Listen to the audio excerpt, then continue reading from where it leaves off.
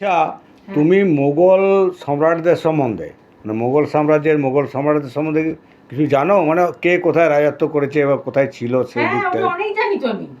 বলো তো কিরকম জানো? যেমন মনে করো বাবর হচ্ছে মুঘল সাম্রাজ্যের প্রথম বাদশা। ঠিক। হ্যাঁ, উনি থাকতেন আগ্রা, দিল্লিতে। দিল্লিতে থাকতেন। ওখান থেকে চলে এসেছিল পশ্চিমবঙ্গের জলঙ্গিতে। ও শেষ জীবনে রাজত্ব করেছেন। আচ্ছা। এবার বাবরের ছেলে হুমায়ুন, হুম। হুমায়ুনও দিল্লিতেই থাকতো। আচ্ছা। হ্যাঁ, ওইখান থেকে চলে এসেছিল আমাদের পশ্চিমবঙ্গের মুর্শিদাবাদে। ওখানে শেষ জীবনে রাজত্ব করেছে। আচ্ছা।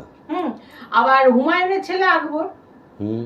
আকবর কিন্তু কোথাও যায়নি। ও ফতেপুর সিক্রিতে থাকতে ভালোবাসতেন, ওখানেই ছিলেন। ও তো শ্রেষ্ঠ সম্রাট শ্রেষ্ঠ ছিলেন। সম্রাট ওদের। আর আকবরের ছেলে জাহাঙ্গীর, ও ছিল আগ্রাতে থাকতো। ও শেষ জীবনে রাজত্ব করেছে ফলতাতে। ও আচ্ছা আচ্ছা আচ্ছা। হ্যাঁ, আবার জাহাঙ্গীরের ছেলে শাহজাহান, ও আগ্রায় থাকতো। শেষ জীবনে মানে রাজত্ব করেছে আমাদের সন্দেশখালীতে। আচ্ছা। আবার শাহজাহানের ছেলে ঔরঙ্গজেব, ও হচ্ছে আমাদের সম্রাট মানে মুঘল সাম্রাজ্যের হচ্ছে পতনের কারণ বলা হয়। উনি যেখানে সেখানে ঘুরেছেন, যেখানে যেটা পতন করানো যায় সেরকম ভাবে কাজ করেছেন, পতন হয়ে গেছে। ও আচ্ছা আচ্ছা, তুমি তো ইতিহাস সম্বন্ধে বিরাট জানো গো। হ্যাঁ, আমি অনেক কিছু পড়েছি, অনেক ইতিহাস ওই নিয়ে গবেষণা হ্যাঁ, করেছি। তোমার কাছ থেকে ইতিহাস সম্বন্ধে নতুন করে জানতে হবে দেখছি। হ্যাঁ, একদম।